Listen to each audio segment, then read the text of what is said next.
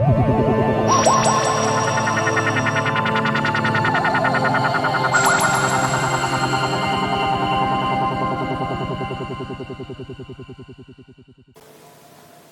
everyone, welcome back to the channel.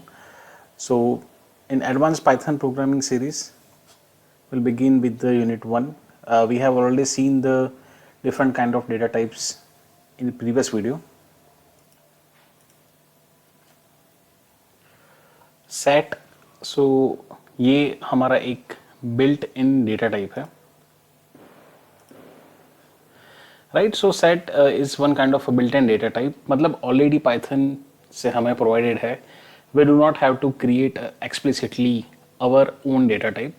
इस तरह का कुछ मतलब जो Python already हमें देता है. Right, जैसे हमें integer यूज़ करते हैं, float यूज़ करते हैं, ये सारी चीज़ हमने already देखी हुई है. Same way set भी एक हमारा एक data type है कि जहाँ पे उसकी कुछ characteristic है, किस हिसाब से हम सेट को आइडेंटिफाई करेंगे, राइट, किस हिसाब से उसको क्रिएट करेंगे, क्या उसकी कैरेक्टरिस्टिक होगी. सो ये एक कॉमन डेफिनेशन बन जाता है, that is represent as an unordered collection of a unique elements, right. So यहाँ पे आप देख पा रहे एट द बॉटम कि how we have just created one set. और भी चीज़ देख लेते हैं. So set are typically use by when we want to store a collection of items without any specific order, right. मतलब जैसे यहाँ पे कोई specific order अगर यहाँ पे characteristic में हम next check कर लेंगे, that is a unordered, right. So ये एक definition बन जाती है कि unordered मतलब या तो फिर आप ये सारे points को collectively भी consider करके set को define यहाँ पे कर सकते हैं, right. जो जिसका specifically कोई order नहीं है, unique element यहाँ पे होता है या नहीं होता, राइट. सो ये सारी चीज़ हम एक एक करके कैरेक्टरिस्टिक में कवर कर लेंगे, राइट. सो यहाँ पे आप एक देख लीजिए कि किस हिसाब से ये दिखता है और किस हिसाब से कौन से ब्रेसेस यहाँ पे यूज़ होते हैं, ऐसा कुछ यहाँ पे दिखता है, राइट. ये आपका हो गया जैसे वेरिएबल हम यूज़ करते हैं. सो ये आपका सेट का वेरिएबल का नेम हो गया. और यहाँ पे आप देख पा रहे हैं कि multiple values we have just stored, right. Same as यहाँ पे एक सिमिलर कैटेगरी ऑफ आइटम्स हो गए नंबर्स. और यहाँ पे आप देख पा रहे हैं कि ये भी एक आपका सेट ही है, but that is a set of strings. ये हमारा है सेट ऑफ इंटीजर्स, राइट. यहाँ इंटीजर्स वैल्यू है और यहाँ पे हमारी सेट ऑफ स्ट्रिंग स्टोर्ड है. अब यहाँ पे इसकी कैरेक्टरिस्टिक की बात कर लेते हैं कि किस हिसाब से हम इसको आइडेंटिफाई करेंगे या इस चीज़ को हम उसकी स्पेसिफिकली कैरेक्टरिस्टिक बोलेंगे, राइट. सो सबसे पहले स्टार्ट होता है at the time of the creation. So हमने प्रीवियसली देखा, बट स्टिल यहाँ पे आप कोड देखते जाइए. यहाँ पे मैंने एक कोड लिख के दिया हुआ है और parallelly we can just compare the characteristic. तो फर्स्ट नीचे से स्टार्ट करते हैं. Enclose in curly braces. So sets are creating using the curly braces. यहाँ पे आप देख पा रहे हैं कि ये हमने सेट 1 बनाया है, ये सेट 2 बनाया है, राइट. इंटीजर सेट है हमारा, यहाँ इंटीजर वैल्यूज़ है. यू कैन चेक कि किस हिसाब से हमने स्टोर कर रखा है. यहाँ सेट 1 में 1 to 9 है. यहाँ स्पेसिफिकली कोई मैंने ऑर्डर नहीं दिया है, राइट.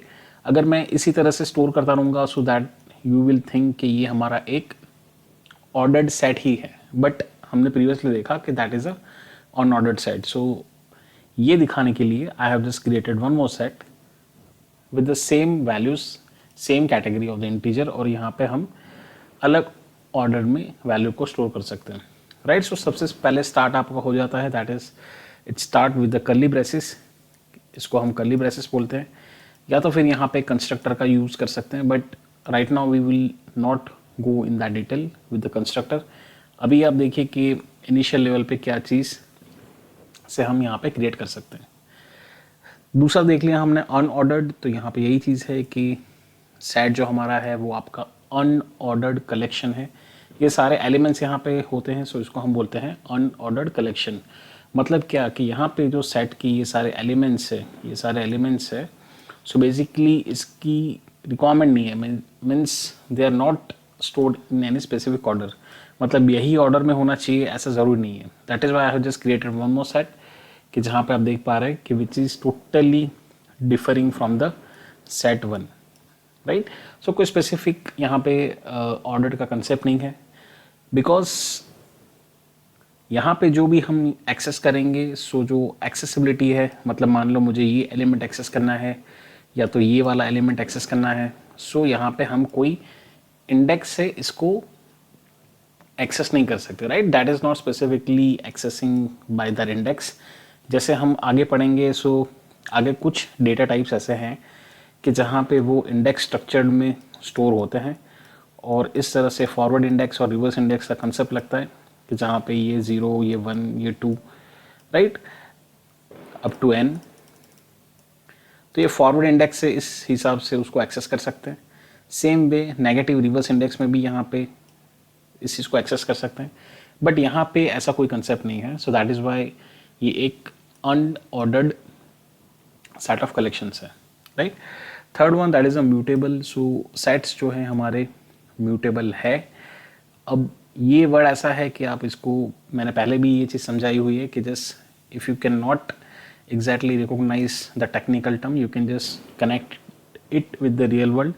जैसे कोरोना हुआ था, राइट। सो कोरोना के टाइम पे जो हमारा, मतलब ये जो वायरस था, ऑफ कोर्स हमारा नहीं था, राइट। सो ये हम इसको बोलते थे कि यहाँ पे जीन म्यूटेशन होती रहती थी, राइट।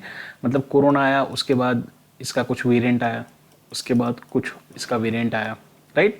सो ये आपका म्यूटेशन होता रहा। H1, मतलब ये सारे बहुत सारे उसके वेरिएशन आते रहते थे।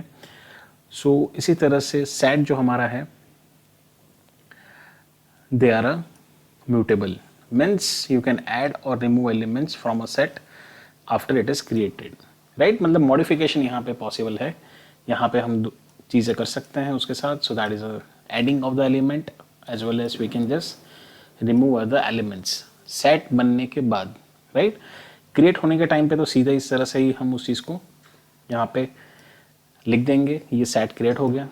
इस तरह से लिख देंगे, सेट क्रिएट हो गया, राइट। यहाँ पे स्ट्रिंग सेट बनाना है, सो यहाँ इस तरह से लिखेंगे। सो इसके बाद हम इस चीज़ को म्यूटेबल कर सकते हैं, right. We can just do edit as well as we can just remove. So ये हमारा हो गया। Next point, that is a uniqueness. So set do not allow the duplicate elements.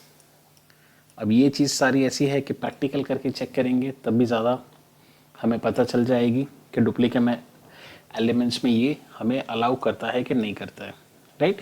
सो यही सारे पॉइंट्स हैं।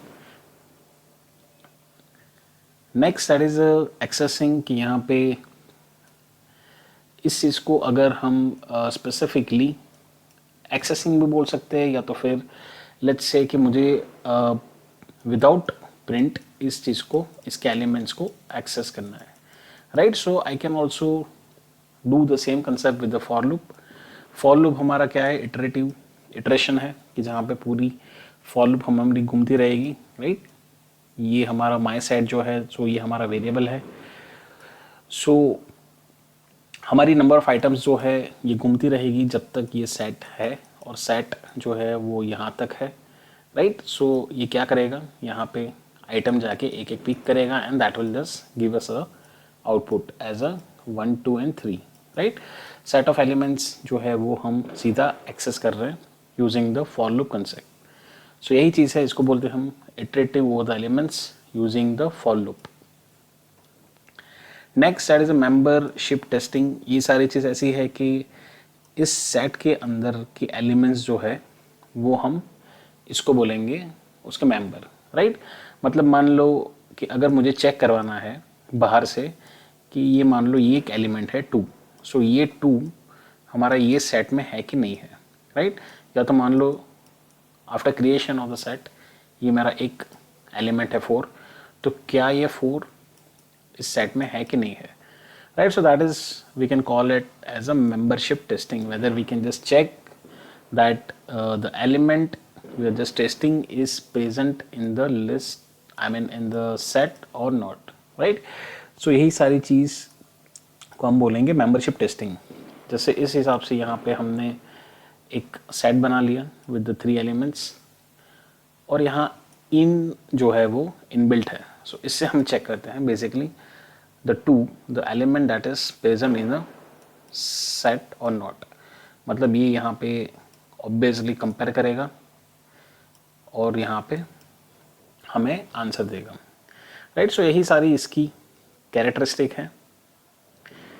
और भी है यहाँ पे कि जहाँ पे सेट हम different kind of operation perform कर सकते हैं इनबिल्ट, जहाँ हम मेथड को इन्वोक करेंगे। जैसे इनबिल्ट मेथड है यहाँ पे जस्ट टू ऐड और रिमूव एलिमेंट्स।